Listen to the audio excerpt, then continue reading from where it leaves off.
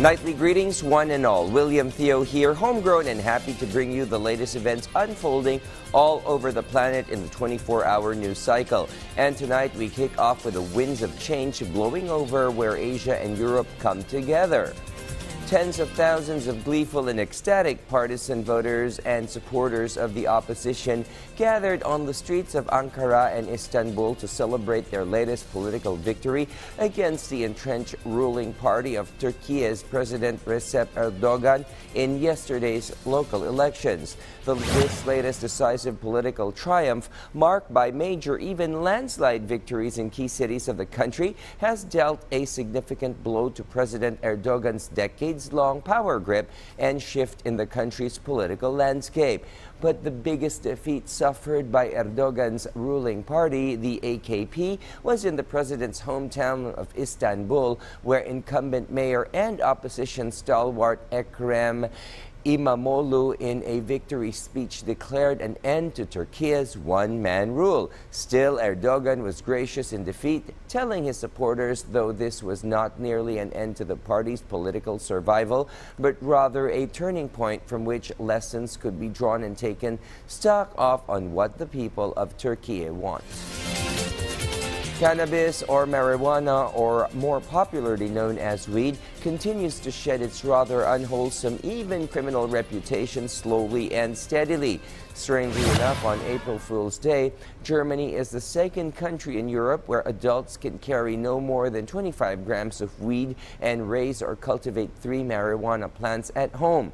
And people, especially the youth and middle-aged, gathered peacefully and gladly outside, smoking their J's and pipes to toast this historic day of liberation for them. With this, people need not hide in the shadows to light up and get stoned or high, but can do so in designated places and at particular hours in the day or night. Cannabis sales will help shore up much-needed tax revenues for the local and national government and positively address the proliferation of contaminated black weed in the market. Among the countries in Europe that have joined the cannabis legalization revolution include Portugal, Spain, the Netherlands, Malta, and Luxembourg. U.S. President Joe Biden is set to pay a visit to the collapsed Francis Scott Key in Baltimore for a personal inspection and evaluation. Meanwhile, presumptive GOP presidential nominee and former President Donald Trump vows to outdo the $25 million haul by President Joe Biden in his recent New York City fundraiser, with his Palm Beach money raiser this weekend for big donors. VOA's Veronica Valderas Iglesias has the full report. Republican presumptive presidential nominee Donald Trump is reportedly confident his campaign will be able to raise up to $33 million at a fundraiser in Palm Beach, Florida on April 6th. So far, Trump's campaign cash resources have lagged behind those of his Democratic political rival, President Joe Biden. Last Thursday alone, flanked by predecessors Barack Obama and Bill Clinton, Biden's campaign raised $26 million for his re-election bid during an event in New York's Radio City Music Hall. U.S. voters interviewed by VOA on Easter Sunday at the Washington Mall shared their views on the candidates' fundraising efforts. The money is needed for things like advertising, specifically travel, staff, that sort of thing. It's not clear to me as far as having a firm grip on where all the money goes. I think that too much money is poured into our elections on either side. I think that we need to cap the amount of spending that we're doing on elections. The candidates' messaging and strategies need some work, says U.S. student Dana Boggs. I just don't see any importance in how anyone is running their campaign right now. Actions would definitely be more important to me than any campaign. While visiting New York City last week, Trump focused on the importance of fighting crime. He's expected to hold rallies in the coming days in Michigan and Wisconsin. Biden told reporters he'll visit Baltimore this week. His attention has been forced to shift from the campaign trail to the recovery efforts in Maryland after a cargo ship crashed into the Francis Scott Key Bridge on Tuesday.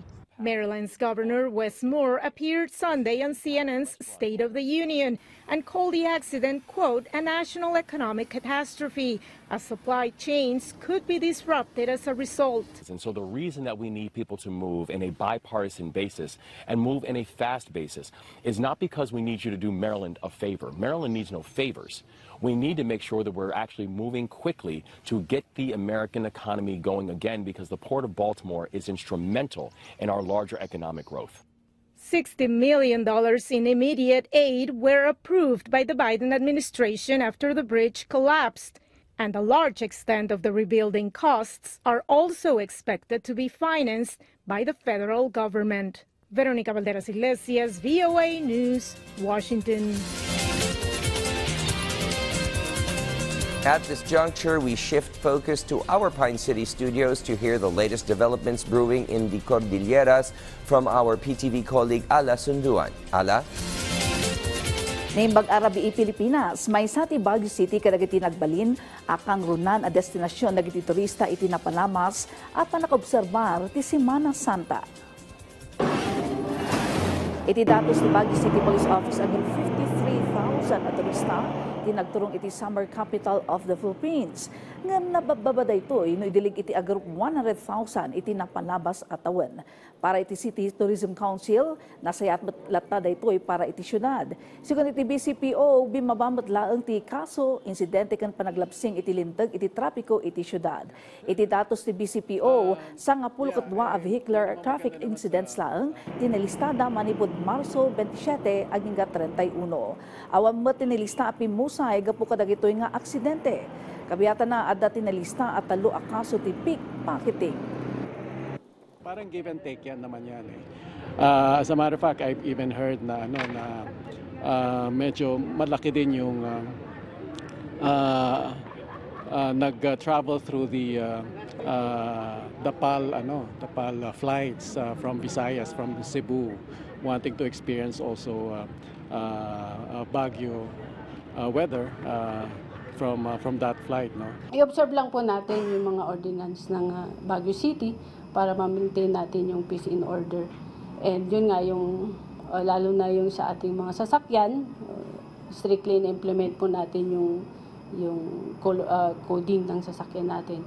And kapag naman po umaalis sila sa kanilang mga bahay, so dapat i-observe po natin na dapat secure yung bahay natin, nakalock, kasi dyan po talaga umatake yung mga masasamang loob. Iti sa balipay adamag manamnama mananti panagnato ti babayadan iti kuryente ita abulan. Pamalawag ti Beneco, epekto daytoy ti panagsukat ti power supplier. March 12, 2024, nagpaso ti 20-year power supply contract ti Benguet Electric Cooperative ken ti sigut a supplier na at Team Energy. March 14, 2024, nagpirma iti 1-year emergency power supply agreement ti Beneco ken ti Limay Power Incorporated para iti agtultuloy a supply ti kuryente kadagiti member consumers. Sakbay ti EPSA idipay 2019 ang nagsapul ti kooperatiba iti baro a power supplier ngam napaayda gapu iti napasamak ang management crisis ken ti COVID-19 pandemic. Baban iti EPSA, naikan ti kooperatiba iti panawan tapno agbirok iti short-term wenno medium-term contract. Sandapay ang nakaala iti long-term contract, gapu iti mapadpadaanan apan nagpasumot ti prangkisa ti kooperatiba intun 2028. Gapu iti panagsukat ti power supplier manamnama ang umato iti agingga 7 pesos per kilowatt hour ti generation cost. Good for this company na Dagiti damdamag manipod dito'y PTV Cordillera, siyak ni Ala Sunduan, Naimbag, Arabi. And that's all she wrote for tonight. Join us again tomorrow, same time, same location on your remote or browser for the latest breaking events here and elsewhere on the planet. And don't forget to work hard, aim high, give thanks, and stay connected while you catch the news right here. William Theo wishing you all a restful night ahead.